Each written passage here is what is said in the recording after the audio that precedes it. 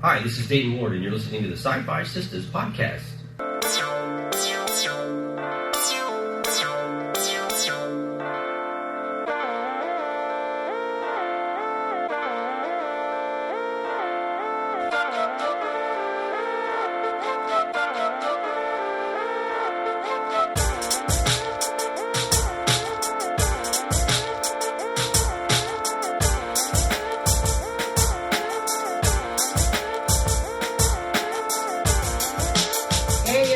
Welcome to the SyFy Sistas podcast, where we give you our point of view.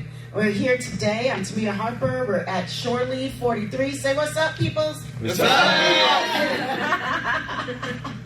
We're doing a live show from Shore Leave 43. We have a great guest with us. I'm joined by my sister, Sabrina Wood, Yvette Blackman-Tom, and Fran T.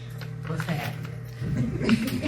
And we have our really special guest that we're super excited to have on the show finally, because we've been trying to make this happen for quite some time. He's the Star Trek author extraordinaire. He's a really great author, period. But we love him for his Star Trek novels. You know we do. He is none other than Mr. Dayton Ward. Welcome. Hi, thanks for having me. Thanks for being here. We're really excited because, first of all, you're you, and you're super cool. And anybody... Tell my kids that, will you? Okay, well. It doesn't translate that way. At all. We will tell them at every opportunity that we get. You have been in our lives, those of us who have picked up a random Star Trek novel, half the time your name is on it. And you've been in our lives for a while.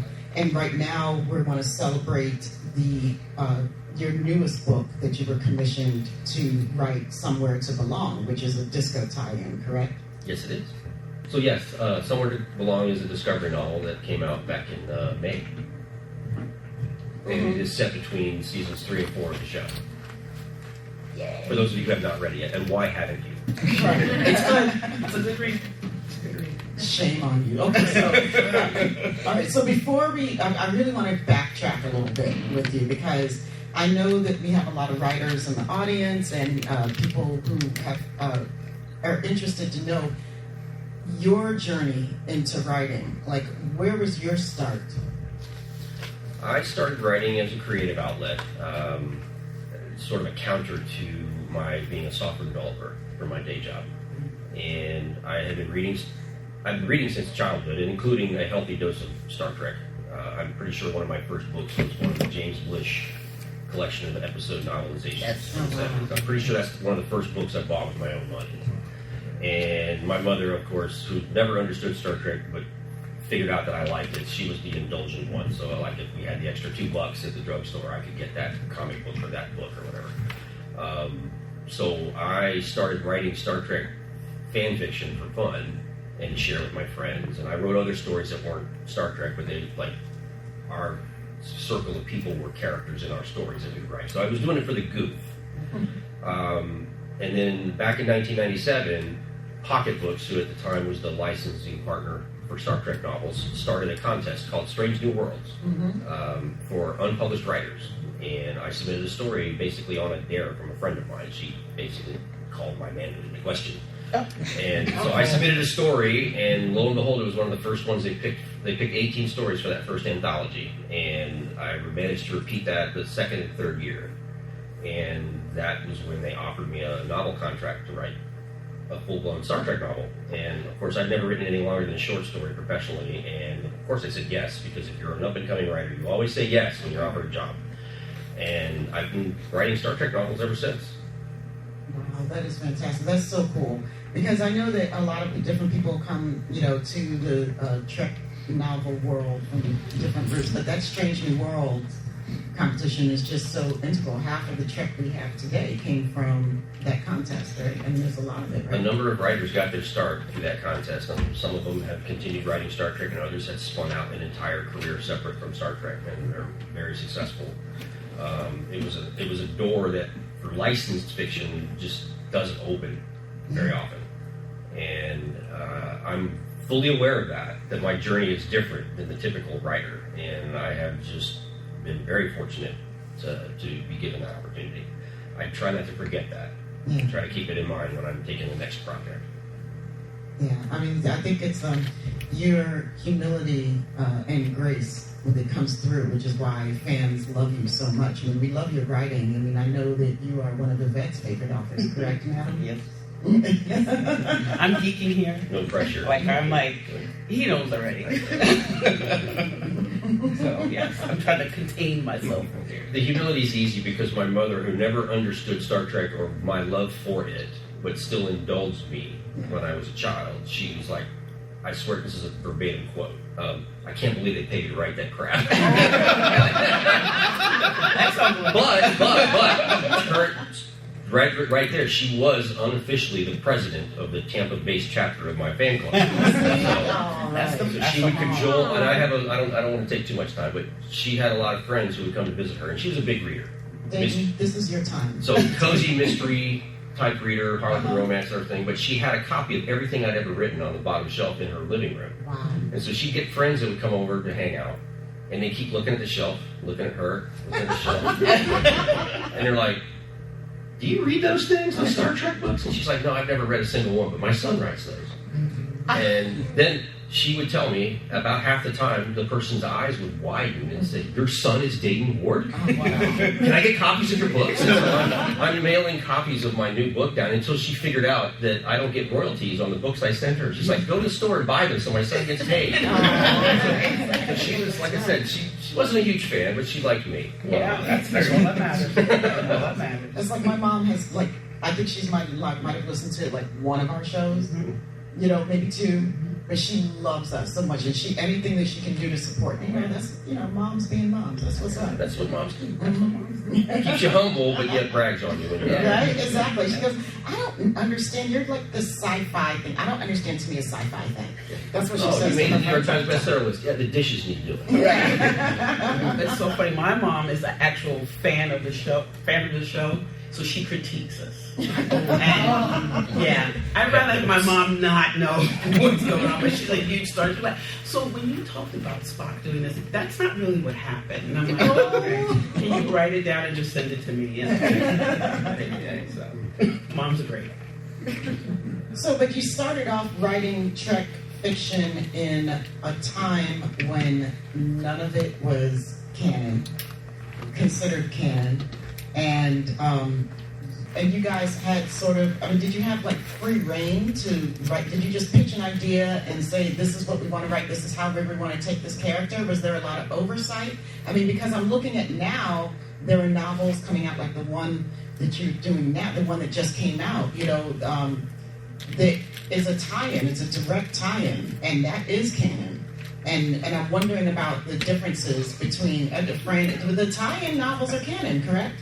The tie-in, well, everybody, you get to see friends that the books are canon. Ooh. the new tie-in novels, aren't they considered canon? Yeah.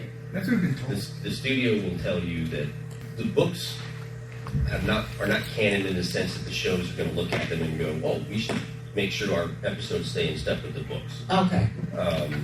The phrase that they like to use is "canon until you're not." Okay. And I'm like, okay, so in my world, Star Trek canon is a lot like being pregnant or circumcised. You either are or you're not. There's your adult content warning for the podcast. But with the new versions of the shows in active production and the books that are coming out that support those shows, we work very closely with Kirsten Beyer, who is the liaison between Secret Hideout and Simon & Schuster for the books and IDW for the comics and other licensing partners. So we know where the stakes in the ground are, where we can go with the characters and where we need to avoid. So it's basically, it's like it was when I first started, when Enterprise was still the show that was in production and they were still making a movie here and there. And then for the bulk of my career, all that was off the air and we were between, all we had were the 3 reboot movies. And we were given a tremendous amount of latitude during that period, between 2005 and 2019, 2020 when Picard premiered. So we were allowed to do all kinds of crazy things with the characters. Marry them off, promote them, move them off the ship, kill them, bring them back, whatever. And then Picard came along and sort of reset expectations as far as what we can do with the books. Okay. Now that the shows are actively being produced again, we have to. There's another layer of oversight, and approvals, and but as shows wrap, like Picard is done, and Discovery is going to give us its last season, next year. Right. We expect that the reins will loosen a little bit again with respect to being able to do things with those characters that we ordinarily would not get to do. We're like, it's a wait and see kind of thing right now. Right. Because we don't know what will happen. Like Picard's coming over, or supposedly over, but now they're making noises about maybe there could be a spinoff, and I honestly don't know. But you never know. Right. Nothing. You never say never in this business. That's right. I never thought they would bring back Picard to TV. Whoever thought that they would bring him back 25 years after the last movie or whatever? Right. Never going to happen. Let alone everybody else. Right. So that reality was shattered. And it's Trek. Like even if you see a ship crash, they're not necessarily dead. Right. Even if you see a body, they're not dead. Right. Even if you see a body. When we saw Picard, he was dead. Right. And he's not. Like, well, there we go. Yeah. So. Dead, Jim. Rain melted away. Well, I'm wondering if you can talk to us a little bit about this new Trek and the direction that you see Trek going in, especially in light of the cancellation of Discovery and the cancellation of Prodigy. I mean, are you worried at all? I'm not. I mean, as a fan, I'm like, well, I like that show. Yeah. I really did like Prodigy. It was one of my favorite. Me too. When I first started, I should back up. In addition to being a writer, I'm also a consultant to Paramount Global, which lets me read manuscripts and outlines and pitches for novels, comics, games, and other interactive experience. Anything with a narrative. If it's got a story involved, I'm usually in the loop somewhere making notes about canon and continuity and lore and all that kind of stuff. But I also read all the scripts from all the shows. And I provide notes about the canon and the continuity and the lore, which they may or may not take. I get paid the same whether they take the notes. But I try to advise them, like, well, you can't use this character because they're going to show up in this show, next year or something. So I get to see everything as much as a year and a half in advance for everybody else. I mean, I'm spoiled on everything for the next 2 years. Okay. Yeah. So with Prodigy, it was the one thing that I liked from the jump. Like, I really thought the premise was awesome. Like, this is a great on-ramp for new fans. Like, you're going to learn what it means to be Starfleet. You're going to learn what the Star Trek ethos are. At the same time, the characters are learning it, which is the best way to take that journey. And so I was imagining, the whole first season is a role-playing game campaign. So Star Trek Adventures, the role-playing game, could create a module or something that would be Prodigy-based. I had all these grand ideas. I did not see the cancellation coming. That was a complete shock to all of us. I did not. I knew that Discovery was term limited. I didn't know exactly how many seasons they were going to run, but we knew it was going to end after no more than 6 or 7. Right. The decision for them to do after 5 was a bit of a surprise. Yeah. We always knew Picard was going to be 3 seasons because that's what he committed to. He Right. said, "I'll do 3 years of this, and then I'm done with you clowns." Right. Everything else is open-ended. Unless there's a movie. Unless there's a movie. Everything else was open-ended. Like, Lower Decks has no signs of stuff. They are hip deep and working on season 5 right now. I just read the 4th season. So was Prodigy. Yeah. So. Yeah. But I mean, here's the thing. Lower Decks, they've never missed a deadline, and they've never exceeded their budget, not one time. Wow. They have hit their mark. If you notice, every season premieres exactly almost to the day every year. Yeah. Okay, that's not an accident. Those guys know what they're doing, and they know Star Trek. Here's my thing is, you can't make jokes about Star Trek unless you know Star Trek. That's right. That's right. So they know where the spots are. They know where the soft spots are, and they know where the humor is, and they know where the laughing with, not laughing at humor is. Yeah. So they are pound for pound some of the strongest Star Trek writers I've ever met. Yeah. Definitely. That's what I've been saying. I've been trying to tell you people. Wait.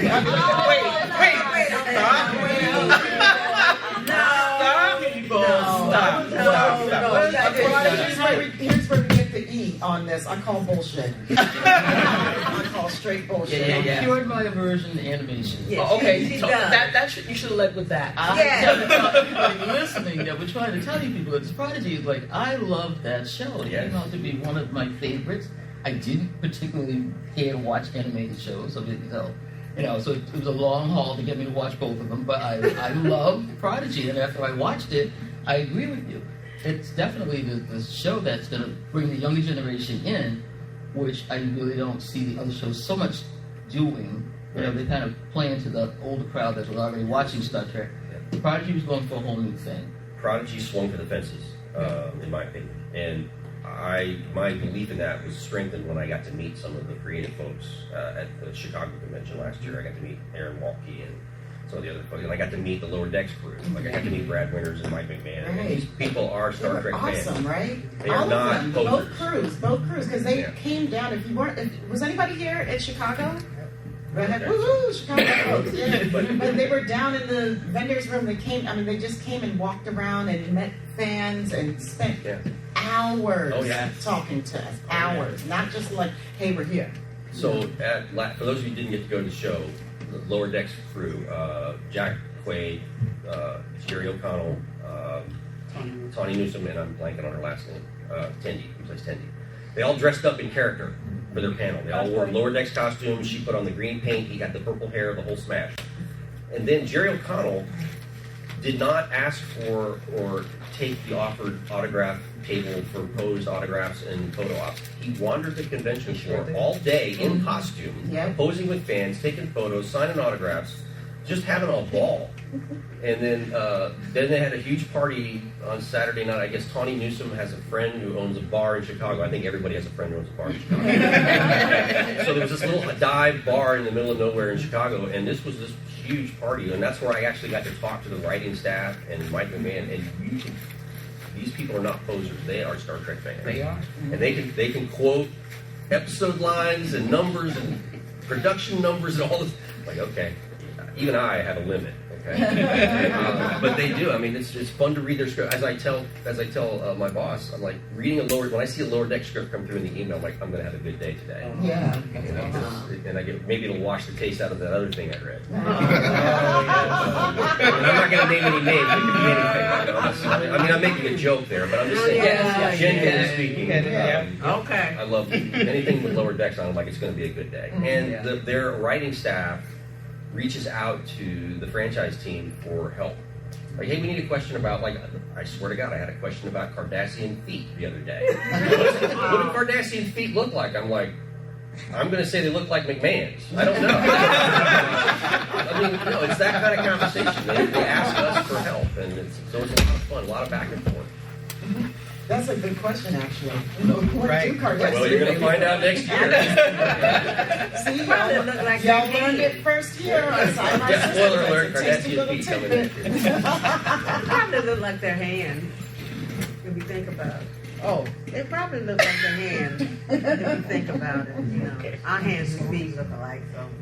I just figured their toenails are really gnarly. Or like Kanar. that's a good supposition. Oh, God. Kanar. Yvette, Yes. I'm putting you on the spot. Okay. Okay. What? I want you to ask or talk about your favorite Dayton Ward novel, because I know you have it. Can you narrow it down to a favorite? So I think my favorites are the travel guides. Oh. The travel guides are probably my favorite. Travel to Kronos and travel to Vulcan. Can you talk about that? Yeah, that was not something I expected to be involved in. The company who published them, Insight Editions, they came to, it was then CBS, but it's Paramount, who wanted to do this travel guide.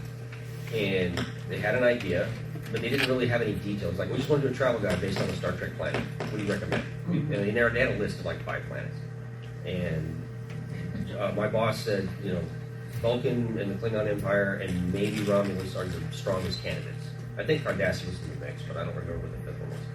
And then they said, well, okay, who do we get to write this? And the people at Paramount said, Dayton's probably good for this. He's an idiot.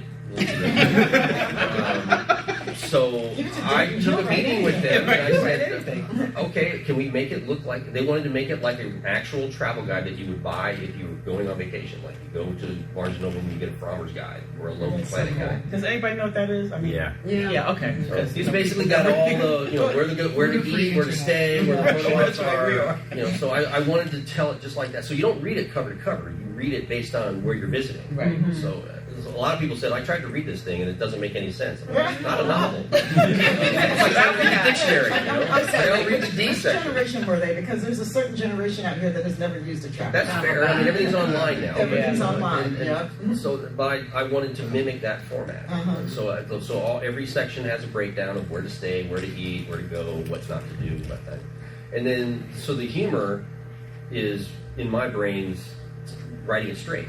It's not Vulcan's writing the guide. It's some overworked office somewhere on some planet, right? That's like, okay, where are all the cool things on Vulcan? It's Vulcan. There are no cool things. I said, think about it. I said, Vulcan in the 24th century is, I imagine the capital city is, very cosmopolitan. It's like New York or Paris or Tokyo. It's an amalgam of cultures. I said, so that's what that city would be, but the outlying areas would be more traditional. And so we started spinning out all these things, and it just became. And so I went through the episodes to figure out where the landmarks that had been mentioned. And after I got those 5, I'm like, okay, now I got to make up the other 80,000 words. And so I just started digging. I started pulling stuff out of old novels and role-playing games and comics and other references that fans would get. But yet, if you were just buying it because you were a Star Trek fan, it would be hopefully entertaining. But if you were hardcore, you'd get the Easter egg. So that's the balance. And they liked it enough that they asked me to do the Klingon guide. It was just one of those unexpected opportunities that presented itself. They're very good. You should go ahead and get those. That Really, says really you good. should go ahead and get those in case you didn't catch that on the mic. But it also has helpful tips, like what to do if somebody gives you their Katra. Or what happens if you get pulled into a marriage ceremony that results in battle to the death. How to go to where's the bathroom involved? You need to have this That's information. important. You need to know how to say that. Yeah. How do you Because say you go it? to Vulcan. I don't know how to say it. He actually gives you the Yeah. how to say it. I mean, I don't know how to say it, but it's right. This is good. This is not good. Yeah, this is the Vulcan finger. Yeah, this is like die young in poverty or something. That's when I do that. Yeah, thank you. Oh, now y'all have started something. People are giving us the finger all over. Was it now live, log, and proper? Yeah. Logs are proper. I don't know if I feel safe now. It's no longer a safe Future space. sarcastic Vulcan series. Thank you very much. I swear that's the best addition to Star Trek. Oh my canon. God! Oh, Yes. It is. The best thing ever. And who knew that was gonna be the one that landed, right? To stick, But everybody, I mean, that crossed all sorts of people who don't even like I don't like the cartoons. I don't think Star Trek Lower Decks is funny. I don't get the humor. But sarcastic Vulcan salute. You know this. There was a period where we would be on Zoom calls. There'd be like a dozen of us, and we would all be like. Oh my God. I would pay to see that. I need a gift of that going on. Yeah. The writer's room. I love it. So, I mean, one of the reasons that people love your novels so much is that, you're a very character-driven writer. Are there certain themes that you like to explore more than others with your characters? I don't have favorite themes or anything like that. I mean, I just go where the story. I figure out the theme based on what they want from the story, and then I figure out which characters are going to be the more prominent characters. I try to give everybody a moment, in the books, which is the advantage of the books versus the TV shows. It's like, all right, can you tell me, anything about the Discovery Bridge crew? Thank you. And that was one of my but number one critiques of that show. I love Discovery, but I am cited on this podcast saying I don't know these people. But to be fair, that's the show is oriented around a couple of core characters. Right. Everybody else is supporting players. So, Exactly. which is really a lot like TV used to be written. Yes. So, and the type of stories that Discovery was telling, there's just no room to breathe. You can't do it. And They would need a lot longer season. That was one of our problems early on with when they said, well, we want you to write a Discovery novel. And somebody even said on the call, set between seasons 1 and 2. And I'm like, what? You mean like in the elevator when they go downstairs to meet the captain of the Enterprise? Because that's where you left off season 1. You know, and then season 2 picks right up. And then for Michael Burnham, season 3 follows right after season 2. And then Discovery shows up, and they're doing that season's big bad thing for the season. There's no time to like acclimate. There's no time to get a hold of your circumstances. There's no time to take a breath, go to the bathroom, get a sandwich, something. So when they asked me to do the newest one, there's a gap between seasons 3 and 4 of several months. I'm like, perfect. Finally, Yeah. I've got a window of time where I can put the crew through the paces of what I call a traditional Star Trek story, where they encounter a problem and they try to fix it. Yeah. You know, that's to me was the biggest draw for doing this story. It was like I get to answer some questions that were left unanswered between seasons 3 and 4. Everybody's seen seasons 3 and 4 of Discovery, right? Yeah. A number of interpersonal conflicts are left open Yes. at the end of season 3. Like Stamets Yes. is super pissed at Burnham. Right. And other people are not happy with each other. But by the time season 4 starts, we're all happy again. Right. We're like, oh, wait a minute. There's a story there, you know? But for a tie-in writer, that's gold. Right. Because all these little dangling plot threads that they've left hanging, that's an opportunity for us. And I said, I just want to tell a story where the crew gets to go solve a problem, and I get to have some fun with the character interplay, and maybe answer some of those unresolved questions that I know fans have asked. I don't know that I'm the right answer or the only answer, but here's an answer. Right. And then we go from there. And I get to tell a traditional Star Trek story that doesn't require you to read 7 more books to get Right. the full story. Right. So that was my goal going in, was just to treat Burnham and her crew like any of the other Star Trek crews for one book. Right. And this is why this book is so cool. This is exactly why this book is so cool. Because that particular issue that you talked about, like we talked about that on the show before, like there's some hanging chads happening here. And, you know, that stink eye that Stamets gave Burnham at the end of that season, and then opening up with season 4 and everybody's all like kumbaya. Made a joke about it. Right. Made a joke. I was not having it. It was not believable to me. And there are also other issues like, Michael Burnham's journey to the center seat. I mean, it was obviously troubled. Right. Okay. And her story, I mean, Discovery, if it's anything, it's Michael Burnham's redemption arc. Yeah. That's basically at the core of the entire series. But even as she finally gets the chair at the end of season 3, it's like, well, she's, her first mission, right? When we see her in season 4, she seems pretty comfortable with it. That's right. So it's like, okay, there's moments there where she's going to have some self-doubt. Anybody would have self-doubt if you're not a narcissist. You're gonna think, am I up to the job? Yeah. Am I finally here after all of that drama that went on? Am I up to the job? That's a valid question that we would all ask of ourselves. So I wanted to explore that a little bit. I love the relationship between Stamets and Hugh Culber. Discovery, more than a lot of the shows, the interpersonal dynamics are much different. They're more modern in sensibilities, and we have all these other things that we just didn't deal with in the old shows. That's just not the way TV was written. And I just wanted to take advantage of these rich characters that have been largely undefined, Yeah. but yet the pieces that we do know are very enticing. I'm like, all right, I want to dig in. I get to dig in a little bit. And so they just let me run. But I noticed that Terry Matalas, before season 3 of Picard, he put out dossiers on all the bridge crews. And you knew their backgrounds because I know he saw that boy that Discovery had with we heard something about the bridge crew, but he put out everything. We were lucky to get the science officer, this person, he called them, they, I said, okay.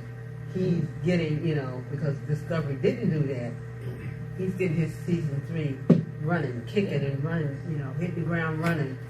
And you know the background. He put one out for each bridge crew member. And that was really smart because I seemed like I knew these people.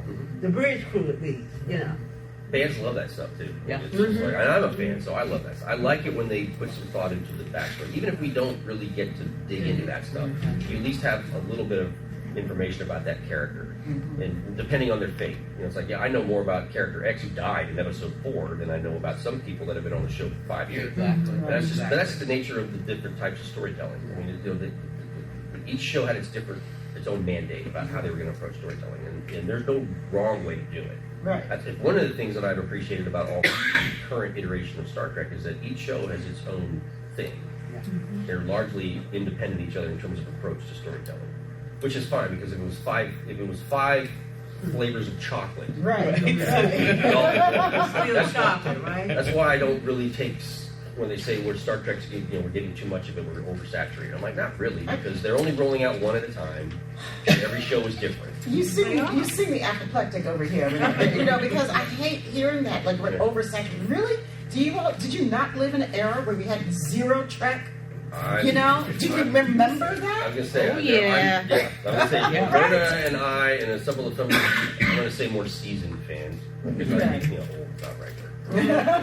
Legacy. I remember growing up in this. I was a kid growing up in the 70s. I watched Star Trek as a rerun on TV after school. It was my mother's lone exception to the homework before TV rule. Oh, So I had to watch that Star Trek. Oh, wow. And so it's really her fault. All of this. Man, the more you tell us about your mom, can we I know get she's her on pretty the awesome. show? Man. Yeah, we need her on the show. She'd be more interesting to talk to. But so I did that, and it was the reruns on after school. It was the cartoon on Saturdays. It was the odd comic and the odd book and the odd action figure and all that stuff. That was Star Trek, right? Mm-hmm. Yeah. And so when that first movie came along, it's like somebody turned his hose on in the middle of the Right. desert. I was like, it's slow and it's boring. I'm like, it's Star Trek. Shut up. Nobody cares, And We're looking at the ship for 10 minutes. Okay. I don't care. It's beautiful. I mean, granted, I was 12 and I looked at it differently than I look at it now. I love that movie more now as an adult. I had to figure it out. When I was 12, it was like, Yeah. 2001 was the same way. Exactly. When I watched Like, this as a kid, I'm like, this is boring. And then I'm an adult, like, this is awesome. Right? Could be the drugs. I don't know. That gummy. I had to grow up. Can I ask? Yeah. Okay, Dayton, I want to know about. So I know you did a tie-in book with Discovery, and you said you were commissioned. Did that happen when? I'm sorry. Did that happen with the Time 2 books, the series? Did you guys get permission? Did they commission you? Because those were kind of supposed to be tie-in type. Was it the same thing? All the Time 2 books, for those, everybody who has not heard of the books, the Time 2 series, it was a 9-book series that came out in 2004. Yeah. And it was meant to bridge the gap between Insurrection and Nemesis. Kevin and I had just written one novel, my first one, and I had done a couple of the SCE novellas. We were not in what I call the starting lineup yet. So what happened was they had commissioned these books, and they had assigned a pair of books to different writers, but one of the writers had to back out. So they approached Kevin and myself about doing the 2 books that they were going to write. So that was our call up from the minors, so to speak. Nice. So yeah, we were commissioned to do those books. It was really funny because by the time we were involved, everybody else had like glommed onto these characters or these story points, and so we were left with whatever was left on the plate. So the story is John Ordover, who was the editor, he says, you guys are going to be writing books 3 and 4 of this 9-book series. Books 1 and 2 are set in space, and books 5 and 6 are set on a planet. So don't put your stories anywhere in those 2 areas. That's it. Yeah. Everybody's like, yeah, exactly. That was my look too. Going to the holiday. So I said, okay, we're gonna blow up a planet and make an asteroid field, and that'll be our. So that was our call up to the majors, and after that we started getting commissioned on a regular basis to write Star Trek novels. That's a really good series. That's how I started with the novels. That's how I started with the post Nemesis novels. Because I used to read the pocketbooks when I was in the military. But that's what started me. But it's a 9-book series. I mean, it's a There's some stuff that goes on. Yeah, I don't want to give anything away, but it's a bridge. So it's the little things like we did a show called The Hanging Chads, and the books are perfect for that. Any type of hanging chad that's in a series, there's a book for that.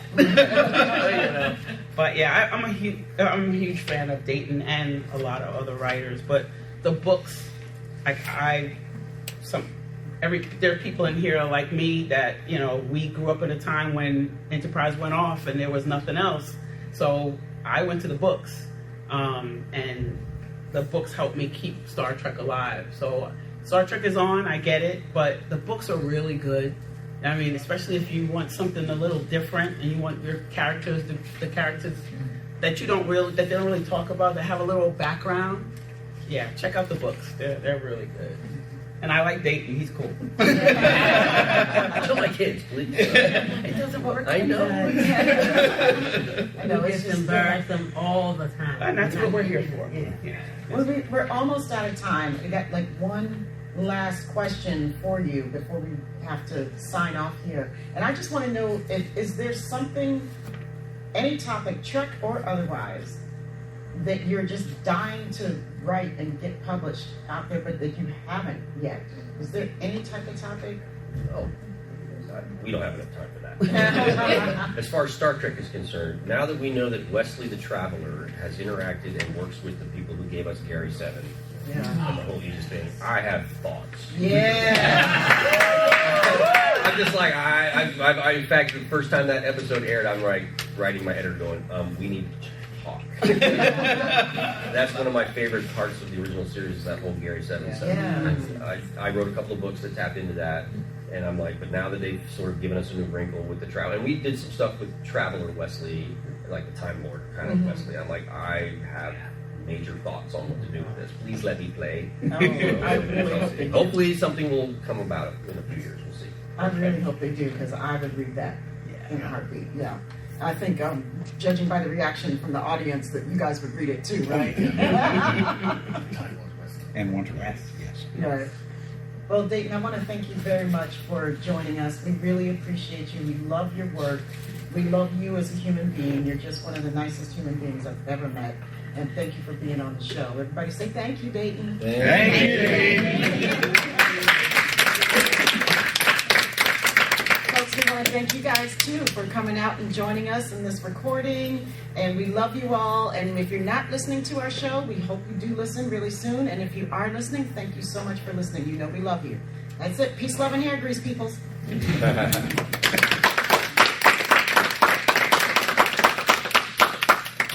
You can find us at SyFysistas.com. That's SyFysistas.com. Join us on the mothership. That's MUTHASHIP. And the SyFy Sistas Book Club, both on Facebook. On TikTok, Instagram, and Threads, SyFy.Sistas. And we are also on the Twitter at SyFy Sistas. Become a patron of SyFy Sistas today at patreon.com/SyFy Sistas. The Trek Geeks Network's presenting sponsor is Fansets. Go to fansets.com for pins and memorabilia for all your favorite franchises. Visit fansets.com and use Trek Geeks, all caps, for your exclusive 10% discount. After listening to this podcast, please rate us and write a review. We may just read it on an upcoming episode.